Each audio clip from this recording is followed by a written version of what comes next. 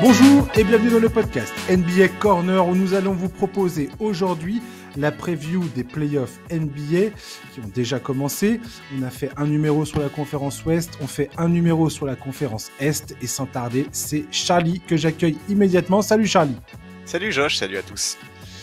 Alors Charlie, on a fait la conférence Est, on fait la conférence Est, Ouest, je sais plus, qu'est-ce que je dis. On a fait l'Ouest et là on fait l'Est. Ah merci, tu peux m'aider un peu Charlie, c'est pas je possible. Je suis un peu. Hein.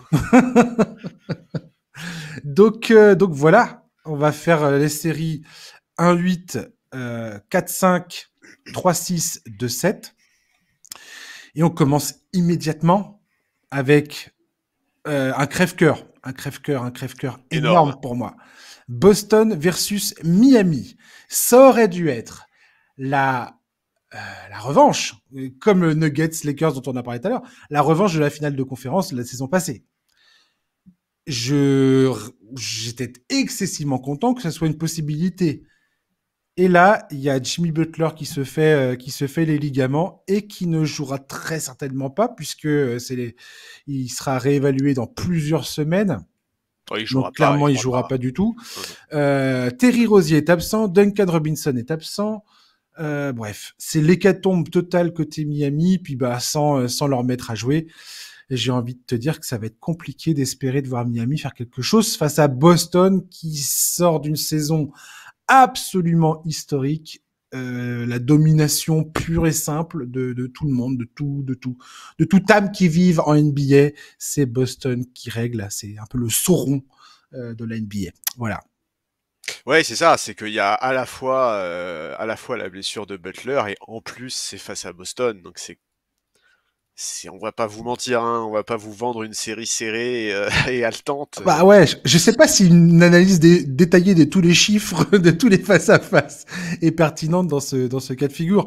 En fait, ce qu'on peut dire, c'est que quel que soit le secteur qu'on regarde, quel que soit le secteur qu'on analyse dans cette série, Boston est devant. Il y a un seul secteur où pour moi Miami reste devant, c'est le coach, mais c'est tout en fait. Tout le reste, Boston a juste trop d'atouts, meilleure attaque, défense de très haut niveau, le banc intéressant, c'est un des meilleurs net rating de la ligue. Enfin, j'ai aucun doute sur le fait que le Heat va jouer sa chance à fond. C'est une équipe qui ne lâche rien, ils sont pénibles à jouer quoi qu'il arrive, ça va se battre, mais il y a trop d'écart. Et en plus, il y a un passif entre les deux équipes qui fait que Boston va vouloir marquer son territoire.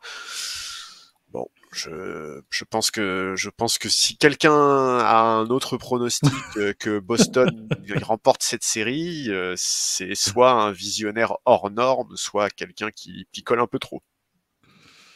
On aurait pu dire ça pour Heat versus Bucks la saison passée, mais bon, là il y avait Jimmy Butler. Là, sans Jimmy Butler, c'est injouable. Et je respecte tellement Bam Adebayo que je vais donner un match à Miami. Je vais dire 4-1 pour Boston dans le pronostic de cette série.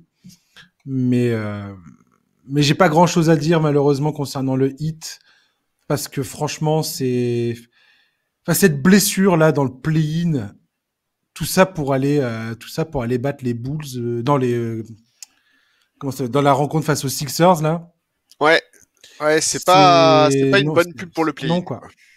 Ouais, clairement ouais. Pour le play-in, surtout qu'au final, dans les deux conférences, les deux play-in ont c'est pas changé grand-chose. Ouais, non mais non seulement ça n'a pas changé grand-chose parce que en fait c'est les 7e et 8e qui sont passés à chaque fois, mais en plus on a perdu 2 franchise players, Zion à l'ouest et Butler à l'est.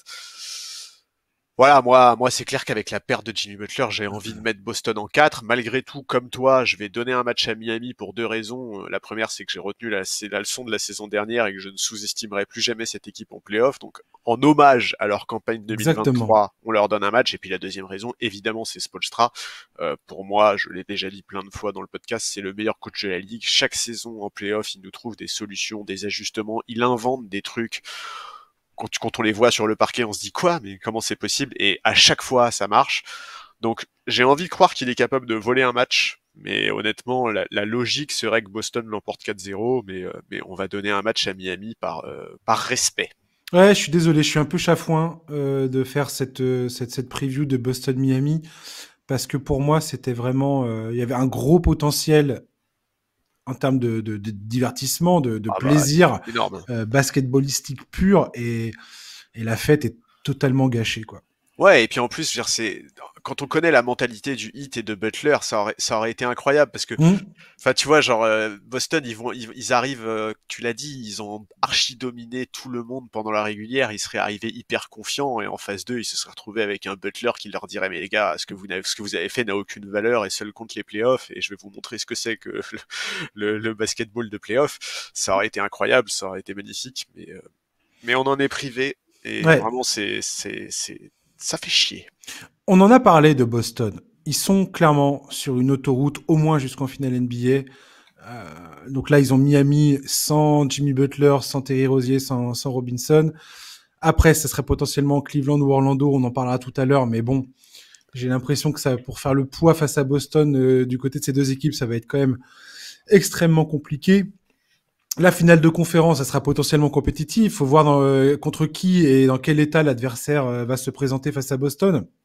Parce que eux, s'ils passent en 4-5 matchs les 2 premiers tours, forcément, ils vont être totalement frais au moment d'attaquer cette finale de conférence. Alors de l'autre côté du bracket, ça peut être des gardes tranchées, des équipes qui soit commencent déjà à diminuer physiquement, soit qui risquent de donner tellement tout ce qu'ils ont dans le ventre que ils vont arriver épuisés. Je sais pas. J'ai l'impression vraiment que Boston, personne peut les stopper à l'Est. Ils ont un boulevard. On en a déjà parlé, je sais plus dans quel podcast, je crois que c'est quand on a fait la présentation de chaque équipe pour les playoffs. Mais ils ont, voilà, comme tu l'as dit, un net rating, c'est insolent. Enfin, ils ont dominé de la tête et des épaules cette saison. Tous les chiffres montrent qu'ils sont partis pour aller gagner le titre. C'est rare de dominer comme ils l'ont fait et de ne pas réussir à s'imposer à la fin.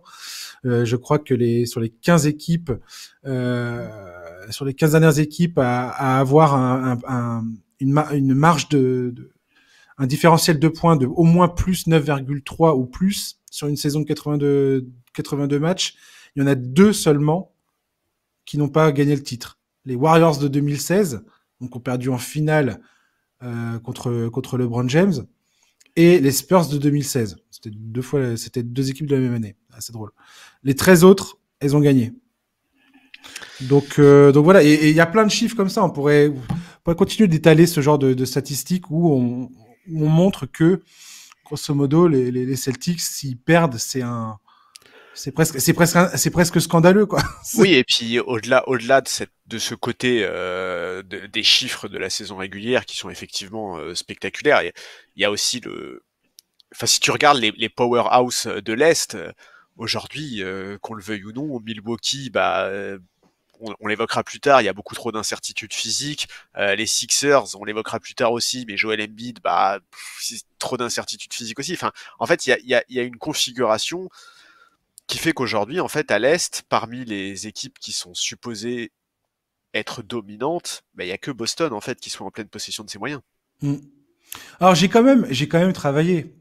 J'ai pas regardé Boston-Miami en me disant, vas-y, c'est bon, on en parle 5 minutes et on passe à autre chose. Non. Non, on va parler un peu de Boston quand même. Parce que je suis tombé sur des infos qui sont marrantes, qui sont intéressantes.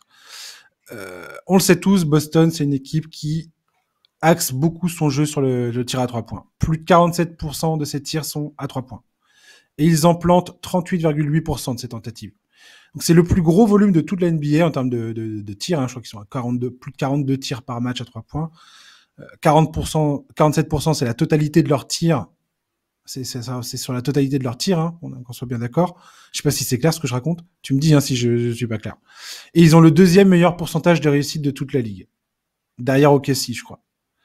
Donc, grosso modo, Boston, ils te plombent avec leur tir à 3 points. Ouais. Cependant, un des rares points faibles de Boston cette saison, c'est son jeu dans les moments décisifs. Et Dieu sait que ça s'est pas arrivé beaucoup. C'est ça, le problème. Première chose à dire, c'est que c'est pas arrivé beaucoup. Mais, il y a Michael Pina de The Ringer qui est allé chercher une stat qui est assez marrante. Sur les 25 matchs où l'écart était de 3 points au moins, avec au moins 3 minutes restant à jouer cette saison, ils ont un bilan de 13 victoires et 12 défaites. C'est assez intéressant. C'est-à-dire que leur efficacité offensive baisse drastiquement quand ils sont un peu trop serrés, quand le score est un peu trop serré. Et en fait, ils ont tendance à jouer d'une manière un peu trop prévisible et pas assez méthodique. C'est-à-dire que tu sais qui va tirer et tu sais à peu près quel shoot il cherche à prendre. C'est à peu près écrit. Et si tu as un coach qui réfléchit, il va pouvoir dire, tiens, on va essayer de les empêcher de faire ce qu'ils veulent, puisqu'on sait à peu près ce qu'ils veulent faire. Et une fois que tu les bloques, ils ont pas trop, enfin, c'est un peu plus difficile pour eux de contrecarrer les plans adverses, quoi. Il pointe aussi du doigt le fait qu'ils ont un rythme du jeu qui se ralentit et qu'ils ont du mal à générer des tirs de qualité dans ces cas-là. Jaylen Brown et Jason Tatum voient leur pourcentage de tirs régulièrement baisser de manière significative dans les moments clutch. Ils ont du mal à être autant efficaces qu'ils ne le sont autrement dans les moments clutch. À certains moments, il y a des fois ils sont absolument formidables, qu'on soit bien d'accord. Je dis pas qu'ils sont nuls tout le temps, mais ça leur arrive d'être en difficulté sur un petit échantillon de la saison. Ça leur arrive d'être en difficulté. Voilà. J'aimerais finir en pointant du doigt que Jrue Holiday est connu pour avoir des baisses de régime en playoff de temps à autre. C'est arrivé par le passé. Et les gens qui cherchent un petit peu où taper dans les côtes de Boston, il peut y avoir ça. Et puis il y a toujours Kristaps Porzingis. Voilà, la question que moi je me pose personnellement, c'est est-ce que son état de santé, qui a été magnifiquement managé par le coaching staff cette saison, est-ce qu'il est capable de passer 4 tours de playoff sans aucun pépin? Et je terminerai en disant la même chose que ce que je disais à propos de Denver tout à l'heure. Porzingis qui se pète côté Boston, ça peut changer beaucoup de choses pour cette équipe. Ouais, mais là où à l'ouest c'est la jungle et Denver ne peut pas se permettre de, entre guillemets, gérer la santé de ses joueurs, je suis désolé, mais à l'est, Boston donne l'impression d'avoir tellement de marge que s'il y a un match où il faut que Kristaps joue un quart d'heure ou moins, ça posera pas forcément d'énormes problèmes. Moi, sur la confrontation avec Miami, à la limite, ce que j'ai envie de voir surtout, c'est à quel point Boston a progressé sur les problèmes qu'ils ont eu la saison dernière. C'est-à-dire que la saison dernière, par exemple, ils ont grave galéré contre la défense de zone du 8. Ouais. Comment ça se passe cette saison? C'est quasiment... l'effectif a évidemment changé, mais il y a quand même la même base, il y a le même coach. Je veux plus qu'ils galèrent sur la défense de zone. Ça, pour moi, ça va être un élément qui est important. S'ils galèrent comme ils l'ont fait la saison dernière, je trouverais ça très décevant. Mais oui, les arguments que tu as avancés sur le clutch, moi je veux bien l'entendre, mais en réalité, quand est-ce qu'ils vont se confronter à ça dans les playoffs là? Tu vois, quelle équipe aujourd'hui à l'Est peut, sur une série, les pousser à des matchs tendus tout le temps? Alors d'accord, c'est exactement ce qui leur est arrivé la saison dernière. L'an dernier, ils étaient, je crois qu'ils dans leur offensive rating dans le clutch était pas mauvais. Je crois que c'était la 11e meilleure équipe dans le clutch la saison passée. 24 victoires, 13 défaites ce qui correspond au clutch NBA, donc c'est 5 minutes, 5 points ou moins de différence. Et en playoff, ils se sont totalement croûtés. Oui. Ils ont fait 5 victoires, 6 défaites. Alors, il y en a pas eu beaucoup, mais il y en a eu assez pour qu'ils se vautrent. Et on a bien vu que contre Miami, qui aurait imaginé qu'ils se retrouvent trois défaites à 0 Ouais, non, mais alors, j'allais te répondre, oui, mais qui est le Miami de cette saison? Mais en même temps, on peut pas le savoir, parce que déjà, Miami l'année dernière, on pouvait pas Oui, je sais bien. ça. Je sais bien. Mais, alors, ce que j'allais finir par dire, c'est, je suis tout à fait d'accord avec toi. Qui à l'Est aujourd'hui peut aller les pousser dans ces retranchements? Pas beaucoup d'équipes. Mais est-ce que c'est une bonne chose, Charlie, pour Boston, de se retrouver dans cette configuration où, grosso modo, ils risquent de marcher sur absolument tout le monde et de se retrouver en finale? Alors, on verra qui sera l'adversaire. Mais s'ils ont un adversaire à la hauteur, oui, mais ça, tout d'un coup, tu vas te retrouver avec un autre niveau d'intensité, quoi. Alors ça, je suis d'accord avec toi, mais en fait, ça c'est toujours la même question. C'est, tu vois, est-ce que tu préfères avoir une campagne de play-off où t'as pas trop besoin d'aller chercher dans tes retranchements et où t'as quelques jours de repos avant d'entamer les finales et où t'es en pleine possession de tes moyens, ou alors est-ce que tu préfères un parcours qui sera probablement plus dur pour l'équipe à l'Ouest, mais qui du coup sera pas du tout dans le même état physique. En fait, c'est toujours un équilibre qui est compliqué à trouver, c'est clair. Je ne saurais dire ce qui est le mieux. Mais je suis d'accord avec toi, effectivement, je pense que c'est pas forcément une bonne chose pour Boston de ne pas être dans la difficulté pendant toute la campagne à l'Est. J'en suis convaincu de ce truc-là. Mais parce que tu vois, tu t'évoques la campagne de l'année dernière, mais par exemple l'année dernière, en demi-finale de conférence, il se retrouve face à des Sixers qui, même si Embiid n'était pas au top physiquement, paraissaient quand même plus solides que les Sixers de cette saison. Largement, mais ils sont à deux doigts de se faire éliminer par Philadelphie, en vrai. Hein. Ah oui, oui, ça se joue au match 7. En fait, ça se joue à un Tatum game de fou furieux qui met une 50aine de points sur le match 7, quoi. Ouais, ça peut être les deux scénarios finalement. Ça peut être un gage d'extrêmement bonne santé, de fraîcheur physique, mentale, psychologique, tout ce que tu veux, et c'est ce qui va leur permettre d'aller au bout cette saison. Ça peut aussi être t'installer pas dans des bonnes habitudes et être surpris en termes d'intensité si jamais tu tombes sur un adversaire vraiment coriace en finale, quoi. Je sais pas. Bien sûr, mais ils auront un adversaire coriace en finale, quoi qu'il arrive. L'Ouest, c'est trop la jungle. C'est impossible que l'équipe qui sorte de l'Ouest soit faible. Ouais, on verra ça. Je vois pas qui arrêtera Boston cette saison, mais franchement, voilà. La seule équipe qui peut arrêter Boston cette saison, c'est Boston. C'est qu'ils retombent dans leur travers de mollesse, tu vois, en fait, qui soit pas assez dans la difficulté, quoi, tout simplement. Oui, complètement. On l'a vu combien de fois, Tatum, qui pendant la saison dernière, il y a un match où Tatum prend pas un shoot quasiment pendant 3/4 temps, et puis tout à coup il se réveille. Ok, mais pour être champion, c'est difficile de faire ce genre de truc. Ouais, j'ai tellement hâte de voir ce que ça va donner Boston.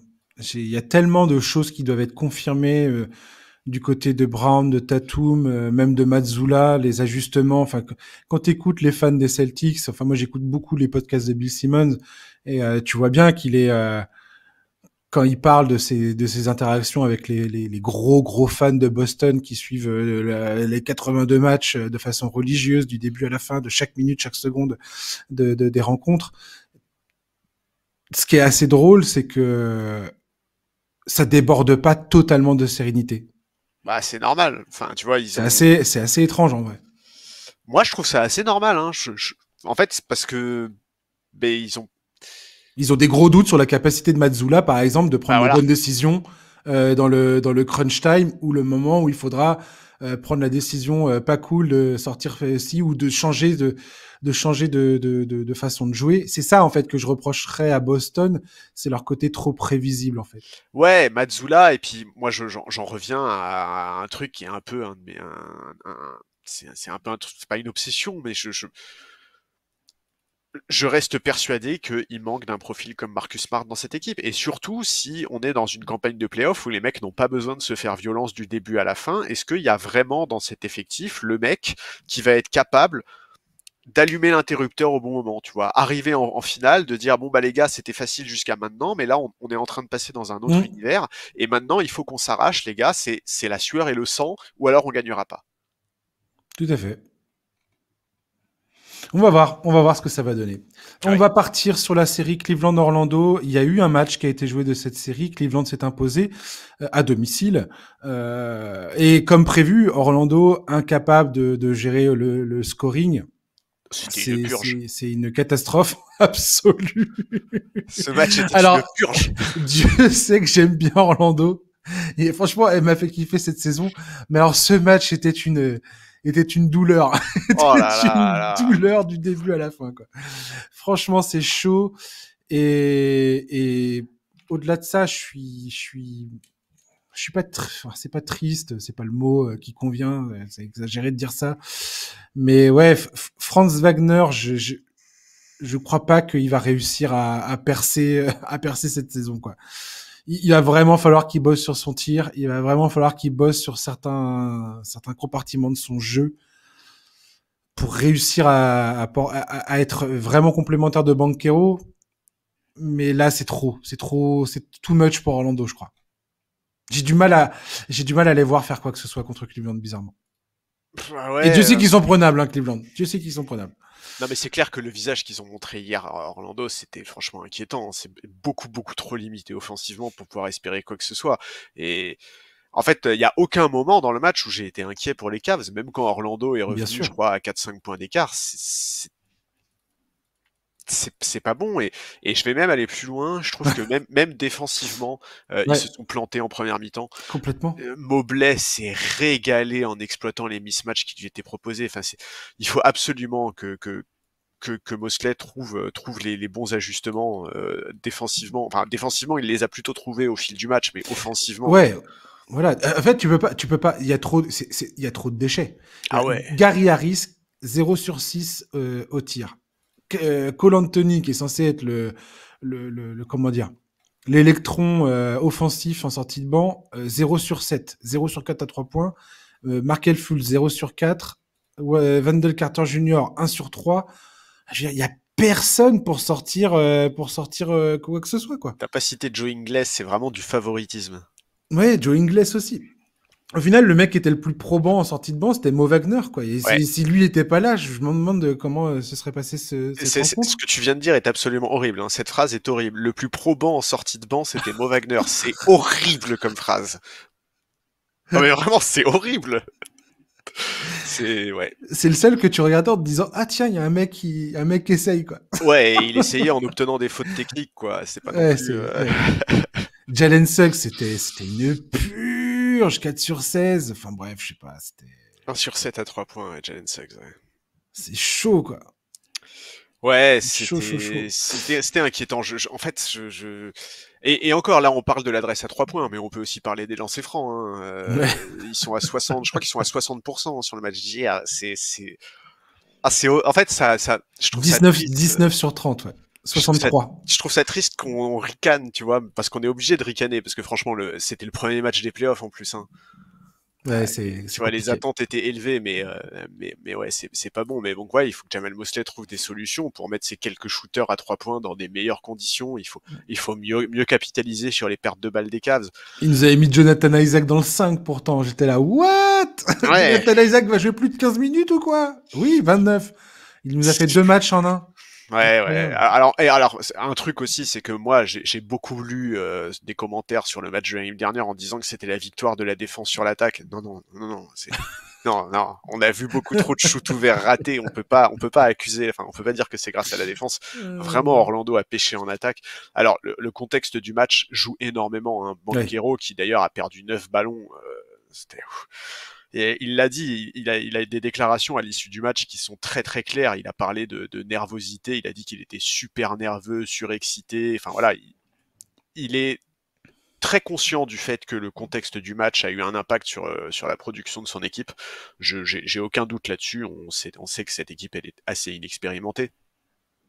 Mais bon, en fait, quoi qu'il arrive, je pense que la marche elle est trop haute. En fait, ces Cavs là, on l'a un peu oublié cette saison parce qu'ils ont glissé au classement des meilleures défenses. Mais la saison dernière, c'était eux la meilleure défense de la ligue. Ils ont la capacité d'extrêmement bien défendre. Ils sont revanchards aussi. Aussi, ouais. Ils sont revanchards de cette fait sortir par les Knicks. Non, et puis ils ont Donovan Mitchell en fait. Ouais. Donovan Mitchell, qu'on aime le bonhomme ou pas, il peut scorer sur n'importe quelle défense. Et je pense que cette équipe a envie de bien faire et ils s'en sont plutôt bien sortis sur ce premier match. Après, c'est pas pour autant que je vois Orlando se croûter lamentablement. Je pense pas. C'est pas comme ça qu'ils sont dans cette équipe. Ouais. Je peux pas croire qu'ils vont sortir par la petite porte comme ça. Ils vont montrer un autre visage. Ouais. Au moins quand ils arriveront devant leurs supporters. J'ai Cleveland en 6 dans cette série. Je veux croire qu'Orlando soit capable de prendre 1 voire 2 matchs. J'espère vraiment 2 matchs. Alors moi J'ai envie de croire que ça peut même aller jusqu'en 7, à condition que Mosley Ah trouve des ouais. solutions offensives, parce que tu l'as dit, Orlando, c'est une excellente équipe à domicile, c'est une des meilleures équipes de la ligue à domicile. Je les vois Mm. assez bien remporter leur match là-bas. Mais pour ça, il faut absolument qu'ils trouvent des solutions offensives. Il faut absolument qu'ils nous montrent un autre visage au-delà de l'aspect nervosité. Il faut qu'il y ait un jeu offensif qui soit plus cohérent et plus intéressant. Si ça n'arrive pas, alors oui, ça sera du 4-1 ou du 4-2. Mais j'ai envie de croire en cette équipe quand même. Ouais, moi aussi, franchement, j'aimerais même les voir gagner personnellement, mais bon, si c'était contre Boston après, ça va encore être une. Ils vont se faire laminer, quoi. Ah ouais, c'est une bête Je de veux dire, toute façon. ils savent pas scorer. J'espère.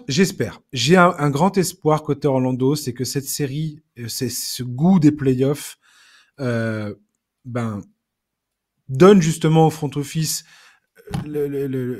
la direction à suivre pour continuer à bâtir ça et la motivation chez certains joueurs de continuer à construire sur cette excellente année qui viennent de vivre. Parce que franchement, je crois que c'est une des plus grosses progressions, si ce n'est la plus grosse progression de la saison, je crois. Orlando.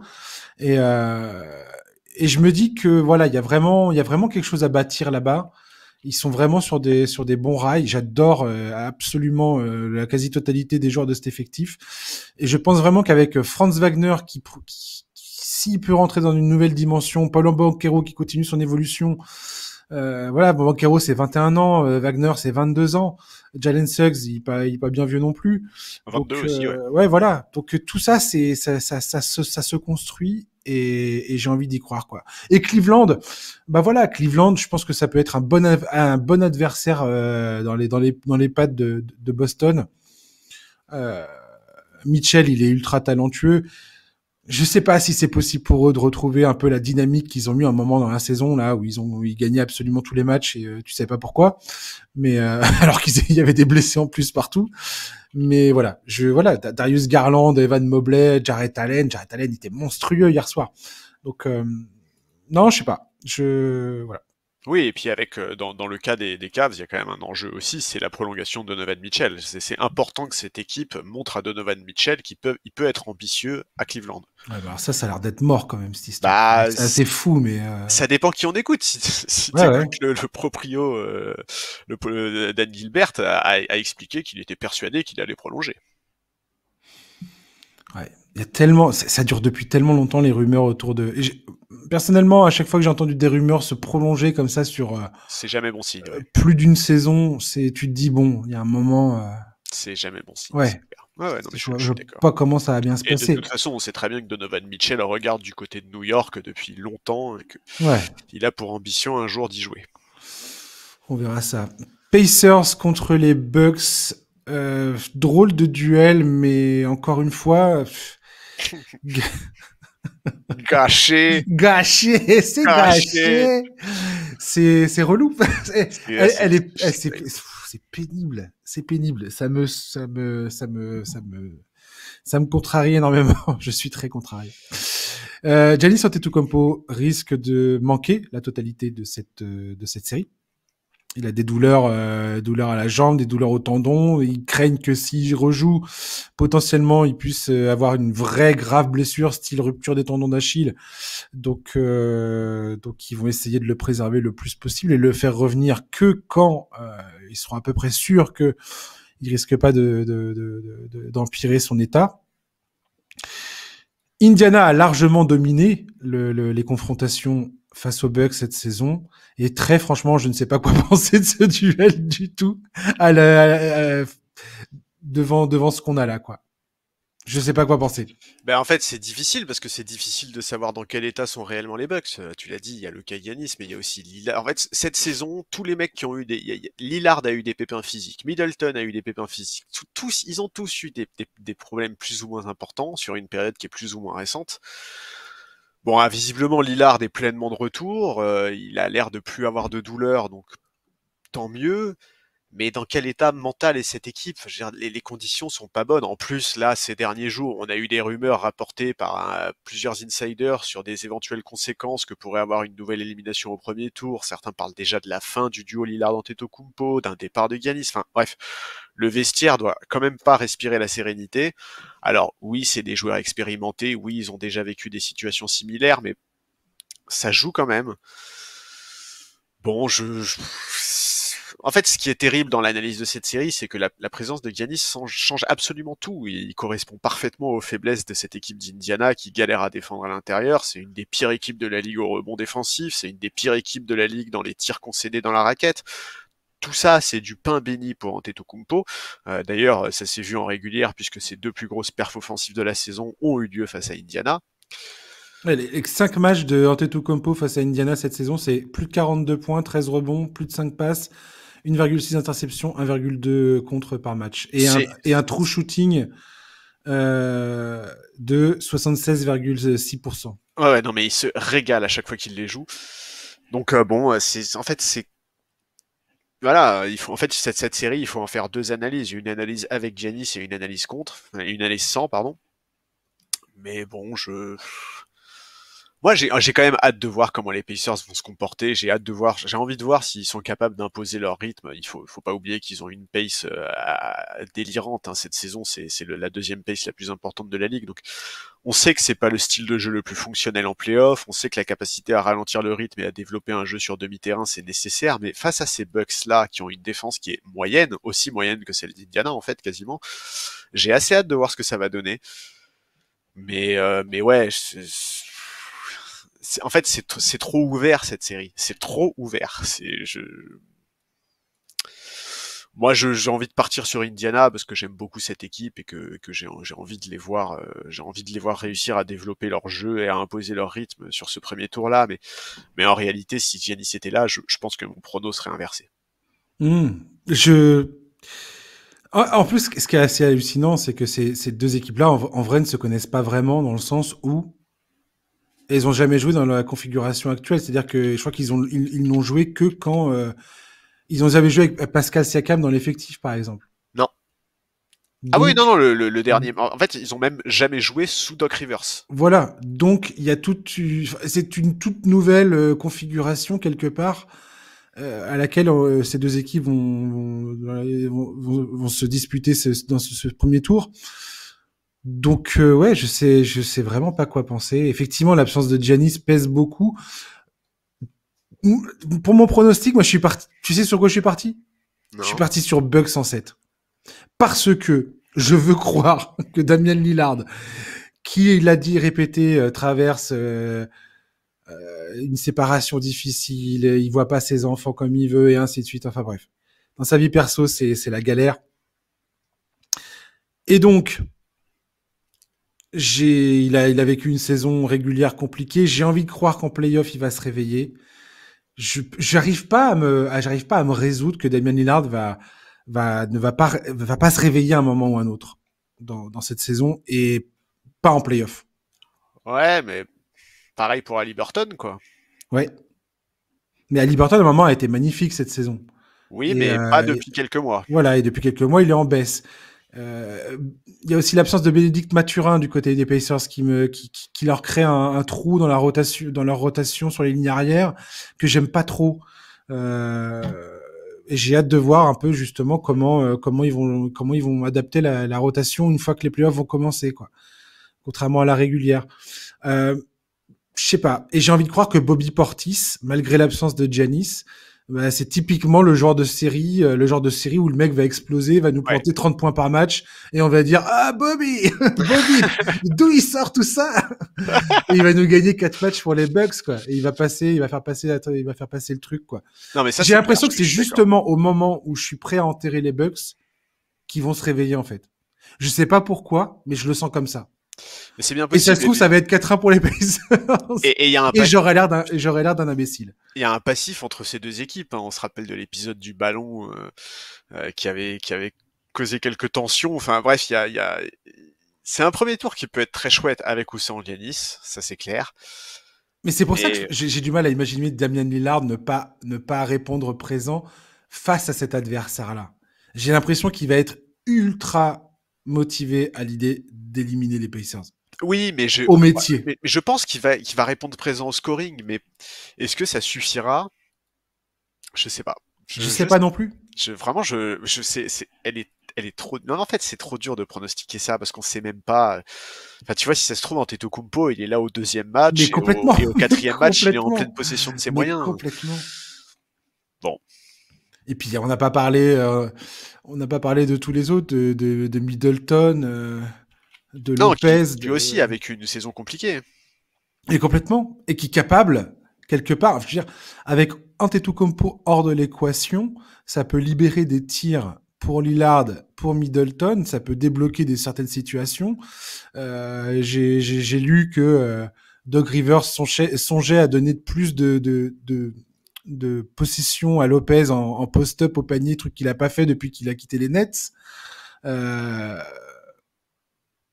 Avec Doug Rivers, on est prêt à tout, tu sais. Donc, Ne me lance pas sur le sujet. si, j'essayais justement. Mais, mais bref, ouais. Milwaukee en 7, j'arrive pas à croire que Milwaukee va s'affaler une deuxième année consécutive, quoi. Écoute, sans Giannis, Indiana en 6, avec lui, Milwaukee en 7. S'il revient en cours de série. Ouais. C'est tellement compliqué.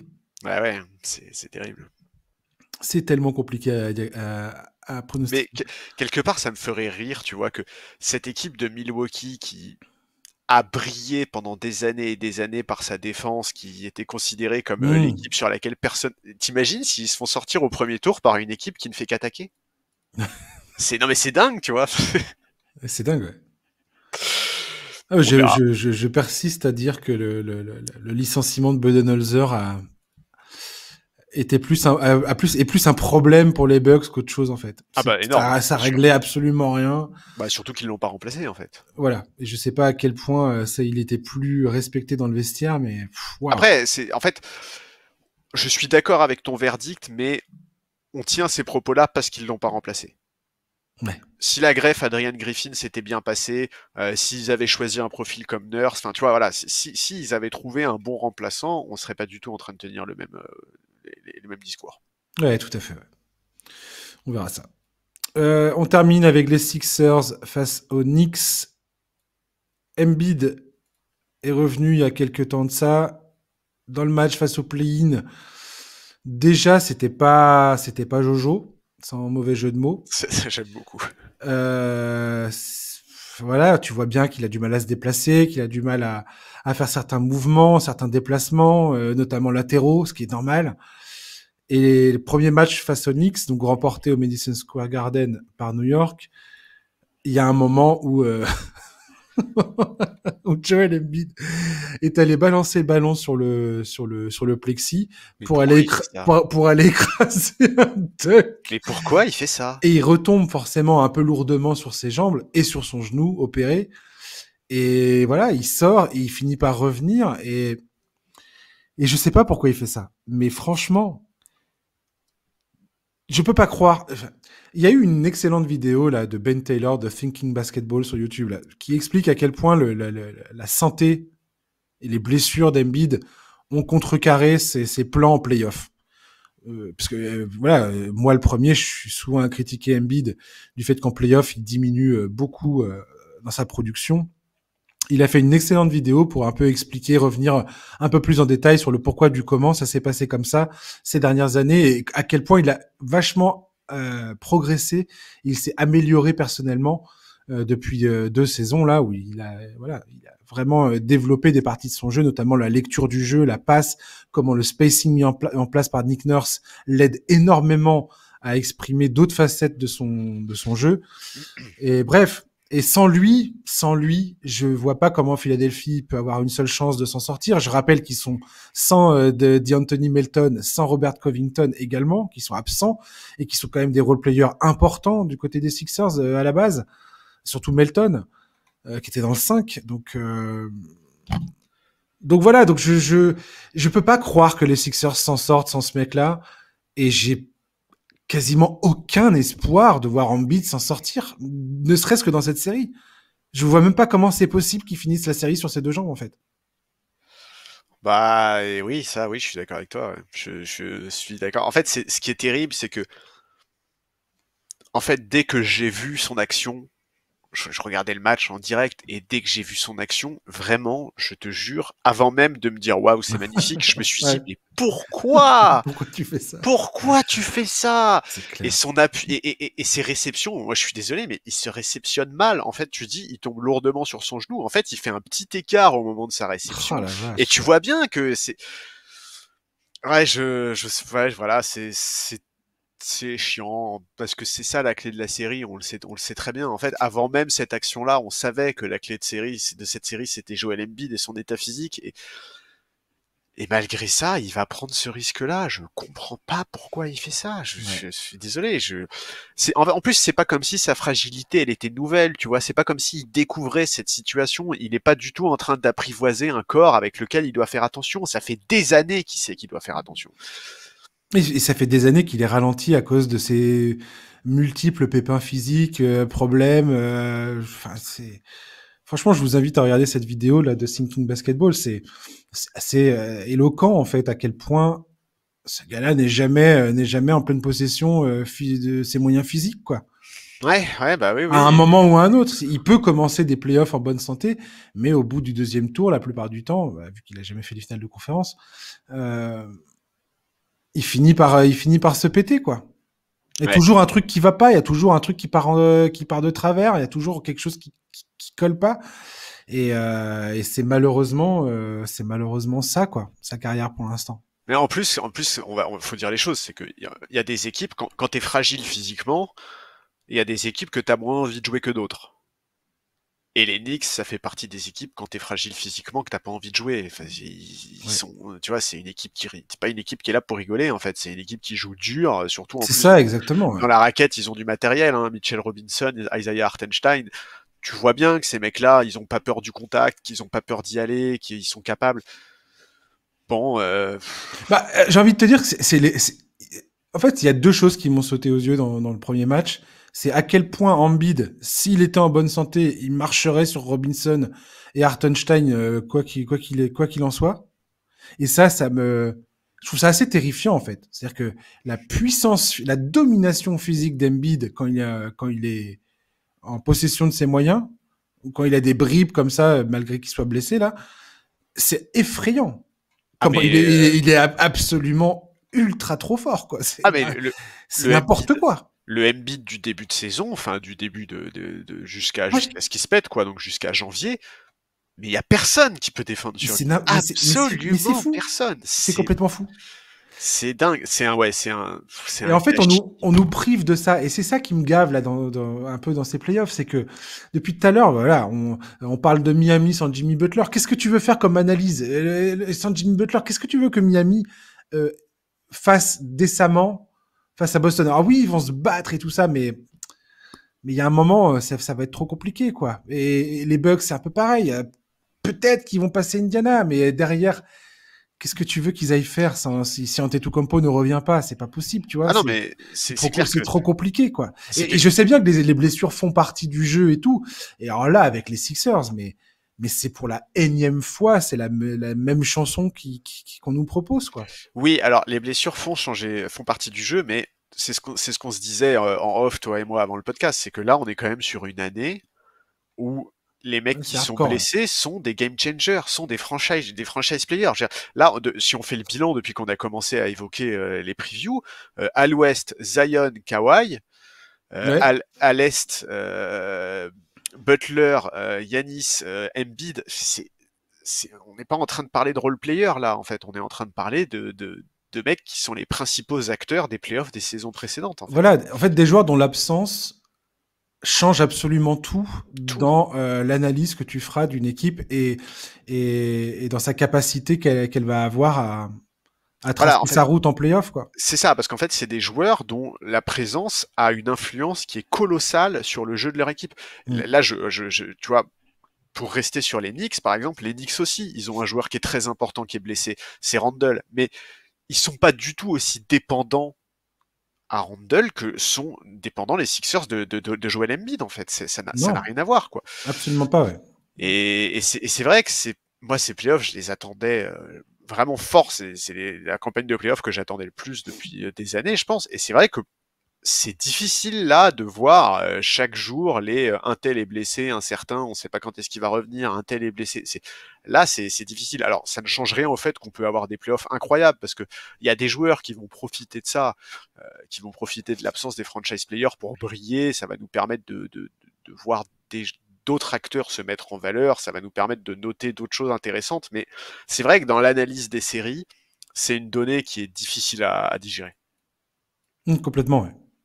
Et bah, ce qui est assez ironique, c'est que si on avait fait cette preview avant le premier match, on aurait peut-être dit autre chose concernant les Knicks et les Sixers. Bien sûr. Là, mon pronostic, c'est les Knicks en 6.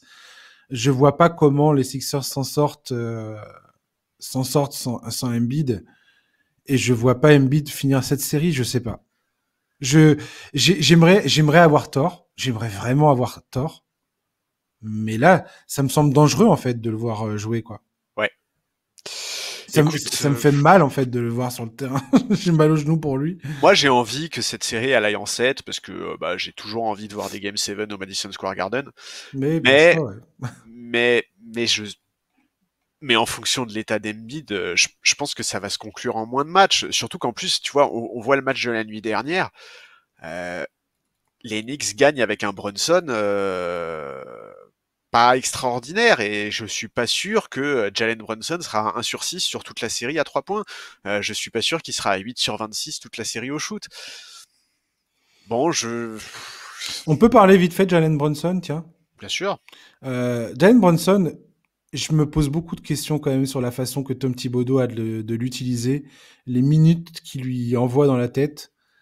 Euh, et la capacité de Jalen Brunson à survivre à tout ça pendant ses playoffs, quoi. Parce que quand tu vois l'énergie qu'il déploie sur un terrain, et ça, on l'a vu pendant la saison régulière, notamment depuis la fin du All-Star, depuis la fin après le All-Star Game. Euh, c'est un des plus gros taux d'usage, si c'est pas le plus gros taux d'usage, je crois, de la ligue. Et en fait, il y a toutes les indications statistiques montrent que sa production baisse en fin de match parce que le mec est juste Mort. mort, quoi. Ah, tu m'étonnes. Il est censé créer absolument tout le temps pour tout le monde. Et dès qu'il quitte le terrain, bah, c'est compliqué. Et alors, Dieu sait que Miles McBride, la Deuce McBride a été absolument magnifique hier Oui. sur le terrain. Et entre lui et Josh Hart, c'était vraiment fou. Josh Hart, au passage, meilleur rebondeur du match, hein, évidemment. Ouais, puis alors ouais, fin de match, des 3 points, veux-tu en voilà, et partir collecter des rebonds qu'il avait aucune chance d'avoir. Si tu faisais pause, tu voyais Josh Hart à 5 mètres du ballon. 2 secondes plus tard, il était avec la balle dans les mains, en train de prendre le ballon dans les mains du gars, quoi. Ouais, et puis le rebond offensif qu'il prend en fin de N'importe match. quoi. Mais Non, oui. mais c'est Et c'est monstre, pareil. monstre. La stratégie de Tom Thibodeau là pour défendre sur Joel Embiid début de match, c'était hyper intéressant. T'avais une prise à deux systématique qui venait du weak side, donc là où du côté du ballon où le ballon n'était pas. Et c'était marrant la rotation défensive qu'ils proposaient pour essayer de récupérer ça. Il y a 2-3 fois dans mon souvenir où ils se sont foirés, où bah forcément ça génère des shoots ouverts. En fait, ils parient sur le fait que Joel Embiid n'arrive pas à lire, ne puisse pas trouver le joueur démarqué, Ouais. mais et n'ait pas le temps de réagir. Et ils sont tellement rapides sur. C'est vraiment très très risqué, quoi. C'est un joueur qui arrive par derrière au moment où Embiid est prêt à réceptionner la passe, et vous allez voir, le joueur arrive par derrière pour essayer de lui taper le ballon et partir avec la balle, quoi. Faire une interception. Et franchement, tactiquement, d'un point de vue duel de coach, d'adaptation, tout ça, cette série avait vraiment du potentiel, quoi. Et si jamais Embiid joue pas ou est vraiment très diminué, je vois pas comment ça va se passer. Ouais, je suis assez d'accord avec toi et ouais, c'est difficile d'être optimiste maintenant. Écoute, on va voir. y a encore des joueurs qui peuvent step up du côté de Philadelphie. On peut penser à Tobias Harris. Tiens, on peut parler de Buddy Hield aussi. Je sais pas si tu te rappelles, mais plutôt dans la saison, on avait eu le débat de est-ce que Buddy Hield peut être utile en playoff ou pas. Waouh! Hier soir, ça a été compliqué. Mais bon, ouais. C'était sa première fois! Oui, je sais. Oh. Bah, ça s'est vu que c'était sa première fois.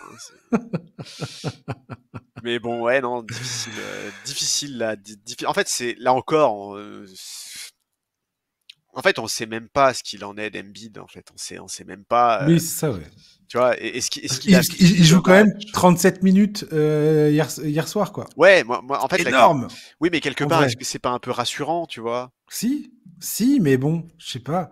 Si au moindre saut, il est prêt à se péter la jambe, je suis désolé, mais je suis pas rassuré, quoi. S'il est revenu et qu'il a autant joué en deuxième mi-temps après cette action-là, c'est peut-être qu'on peut se dire qu'il y avait pas trop de conséquences réelles. En tout cas, je l'espère en tout cas, parce que s'il a pris le risque de revenir et que là on a un report demain qui nous dit qu'il est absent pour 3 semaines, bah c'est mal joué en fait, quoi. Je sais pas. Pendant la retransmission du match, là, les commentateurs américains avaient l'air de dire que ils avaient bon espoir qu'il n'y ait pas trop de risque de se blesser plus gravement qu'il ne l'est déjà. Ouais, cette phrase, elle est à la fois rassurante et hyper inquiétante, quoi. C'est-à-dire que son genou, il est comme il est, qu'il a subi son opération, tout ça, et que logiquement, ça va pas empirer, quoi. Bon, bah écoute, il faut croiser les doigts. Moi, j'ai envie qu'on ait une grosse série, vraiment. J'aimerais bien que ça aille en 7 matchs. Moi. Ah bah cette série, c'était parti pour être un monument du basket. Ouais. Potentiellement.